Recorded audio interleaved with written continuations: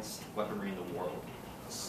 Weapons such as jet aircraft, precision bombers, and first ever guided missiles.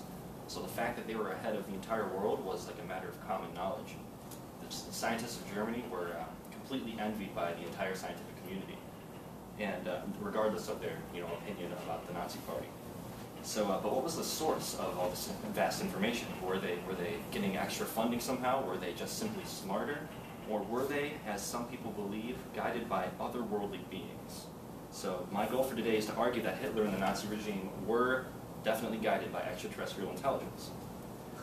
In John Van Helsing's book, Secret Societies and Their Power in the 20th Century, he told a story of a very peculiar airborne crash in 1936, just 3 years before the war began. In Germany's Black Forest, residents living near Freiburg, Germany, woke up to a catastrophic aerial crash, and the first investigators, when they arrived, found something very unusual. A saucer-shaped object that contained the remains of what appeared to be extraterrestrial beings. Hitler's SS troops arrived immediately and took the downed aircraft and the deceased crew to Babelsberg Castle, which is the Nazis' top-secret headquarters for reverse engineering.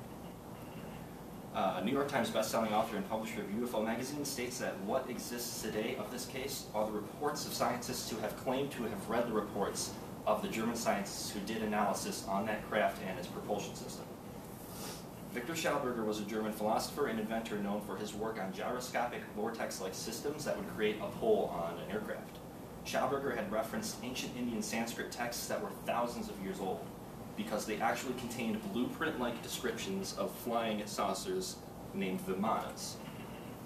These ancient Indian texts claimed that the gods were the creators of these miraculous flying machines named Vimanas, and they could overcome gravity through propulsion.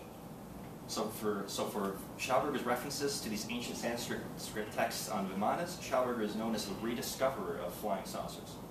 Schauberger was taken into custody by Hitler for his work.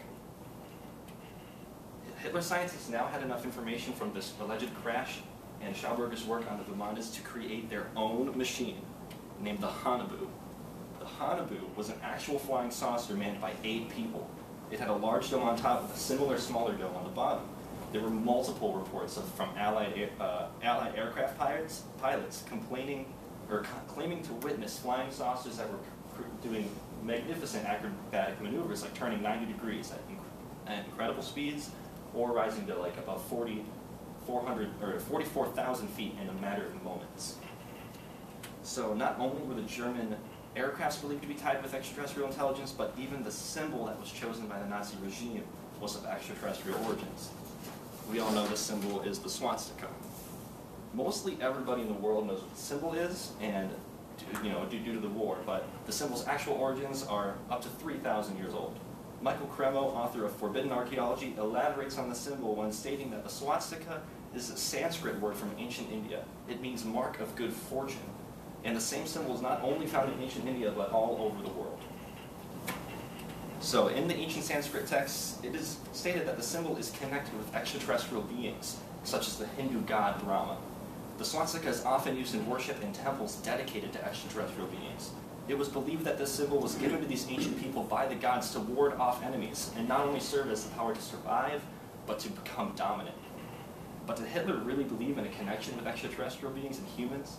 During the war, it was known that one of the main groups that directed the Nazi Party was a secret society known as the Vril.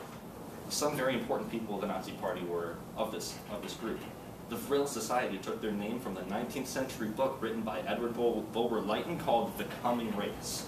In this book, Lytton described a powerful master race from the Aldebaran solar system known as Aryans.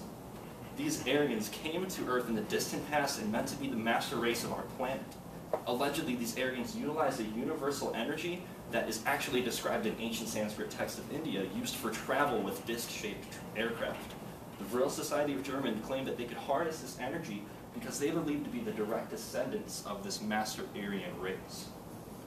Though Hitler and the Nazi Party were an incredible strong force, it could not hold against the entirety of the Allied forces, and they were forced to surrender, thankfully. So the German physicists and engineers were to abandon their laboratories and became captured by the United States in what is known as the secret project known as Operation Paperclip. Operation Paperclip was approved by Harry Truman in 1945. The terrible war crimes that all these Germans held, such as mass murder and concentration camps, were waived.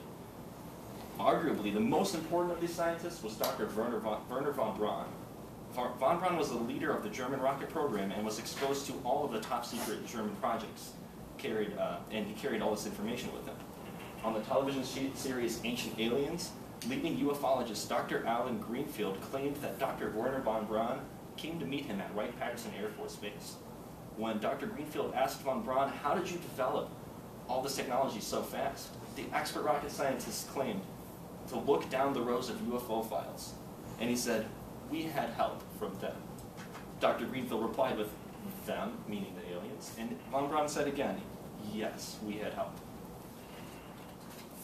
So, in conclusion, I hope that most of you see that there's a very, very important aspect of the war that was largely underrepresented, or just not represented at all.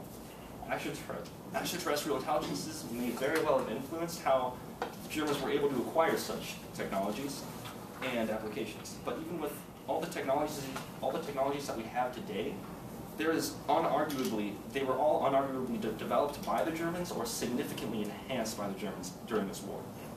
So I hope everyone here leaves with knowing that there could be something to extraterrestrials, not only during the war, but how it could affect our lives today.